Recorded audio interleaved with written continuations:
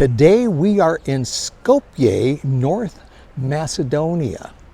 And Skopje is one of these towns that there's not a lot of tourists that come here. Oh yes, okay, it's summer, so there are tourists, but they're certainly not American tourists or Western tourists. We don't see too many. Oh, there'll be groups of Germans and so forth. But for, all of this news that we get just constantly, where they're talking about, oh, there's too many tourists and we're gonna ban it because, they're taking housing away and Airbnbs and it's just a mess. Well, our solution is to go to places that a lot of people don't go to. And we're going to places where actually they're happy to have you there.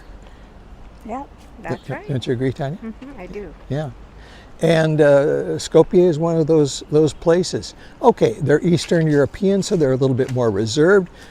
Don't expect them to have their arms out and welcoming you in a phony way.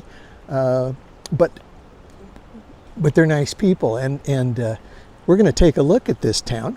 We got in here yesterday, and it's a Sunday morning, so there's nobody out here. But we've done a little bit of research, and Skopje is called, among other things, the City of Statues. And that is correct. There are so many statues that we have seen, and you look at them and you go, wow, who are these people and why? It's just so interesting.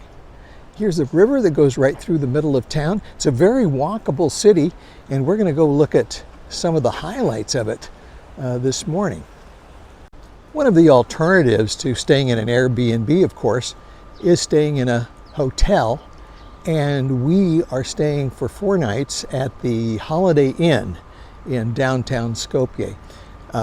We scored a free night because with IHG points, we're using points for 3 of those nights, and then the 4th night is free. So since we've already paid for points or earned the points earlier, we kind of look at those as freebies, which is really good because we're getting to the end of our trip, and I know we've overextended our budget such as it is, but you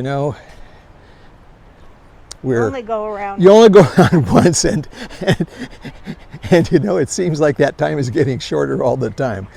Oh man, it's every morning, we look at the news and we say, gosh, who died today? It's just it's that stage of life. Macedonia uses the Cyrillic alphabet, and so as an American or non-Cyrillic speaker or reader, it's really difficult sometimes to know what is going on here. But I think this beautiful building across from us is the Museum of Archaeology of Macedonia. And on this bridge, there are, again, every other pillar has a statue of somebody there. These are, some of these are modern people, but on this particular one, they are guys from antiquity. Crossing this bridge right now, and there is a fountain in the middle of the bridge. How many times have you seen something like that? Obviously, this is a pedestrian bridge. Over here, we're looking at the stone bridge, which is obviously a very old bridge that has been destroyed and fallen down and so forth over hundreds of years, and apparently stands as sort of a memorial or monument to the city. Okay, so from here we're going to go over here to Macedonia Square, which is the main square. Let's go.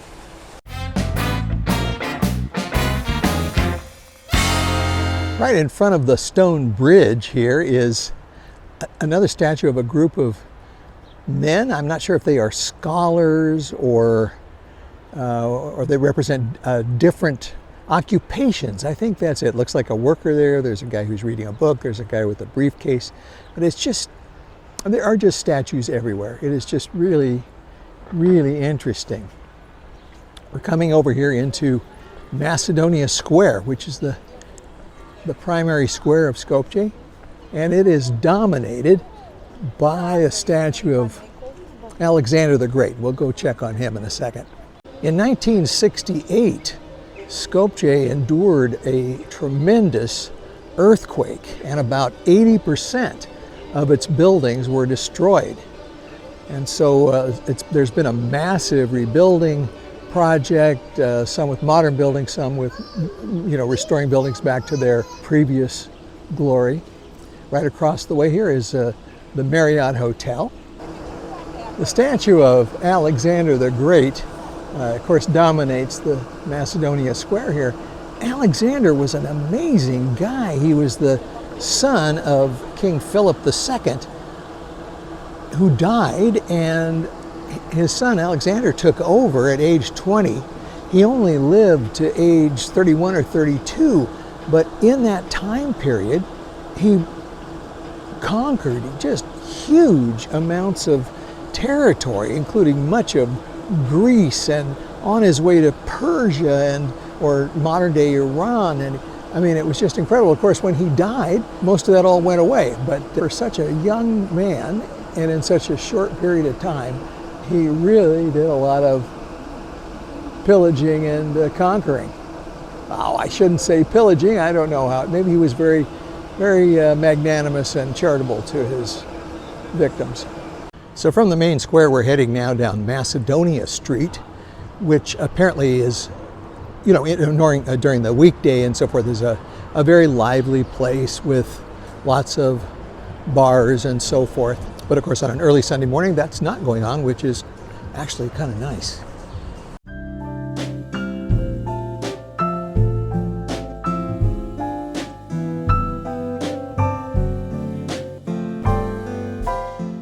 Walking along down that main pedestrian street, we find the Mother Teresa Memorial House. And Mother Teresa was born here in Skopje, and she lived here from 1910 to 1928. And of course was such an important figure in world history.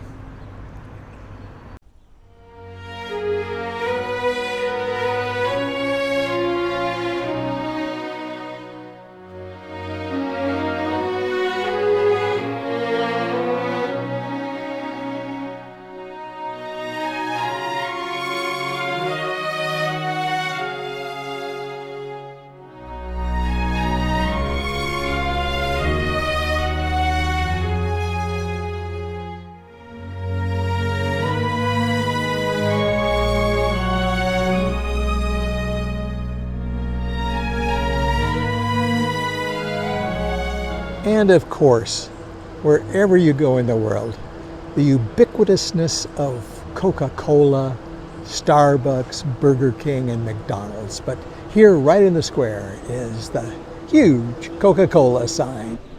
Well, we're going to head across the old stone bridge here. Let me tell you a little bit about this. It was originally built in honor of one of the sultans, as this was part of the Ottoman Empire at one time. It survived another huge earthquake in 1555.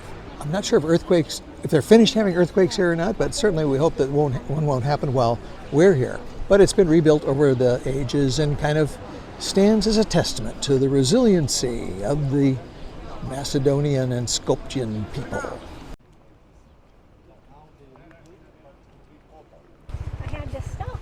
On the bridge and find out more about the bridge. And you want me to tell you what I found out? What'd you find out? Stuff. Thank you.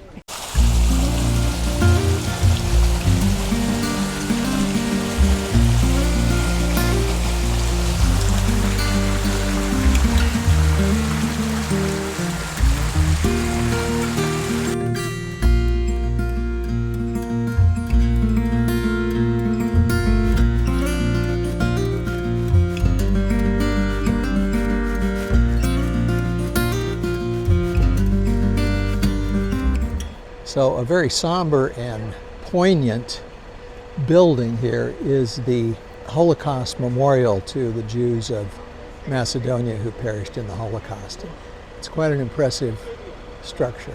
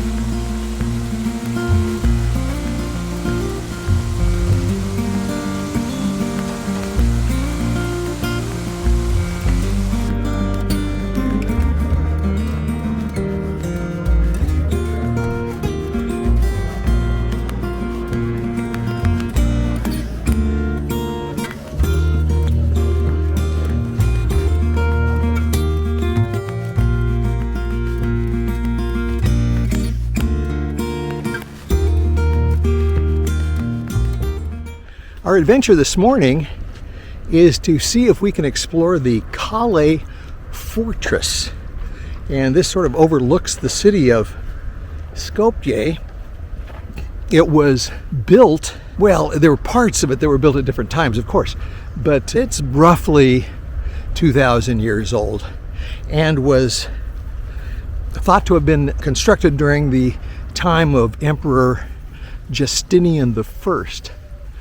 Our big quest right now is to try and see how to get into it, but I see up ahead looks like a parking lot. That's always a good sign.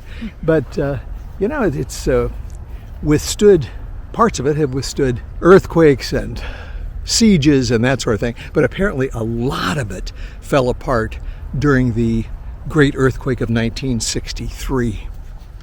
Looks like we found the entrance. We'll take a look at these ruins and see if it was worth the trek. I'm sure it was. It is. It's surrounded by mountains, so this haze kind of gathers in here. And there's the Vardar River that bisects the city.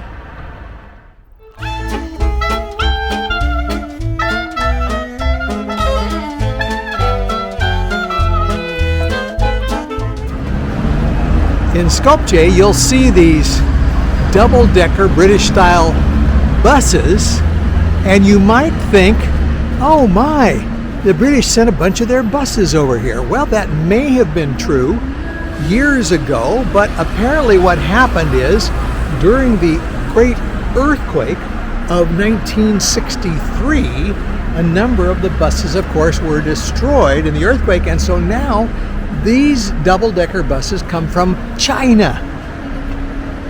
And there you go, and they're made to look exactly like British buses, and they've kept that up. And it's quite an interesting little tidbit.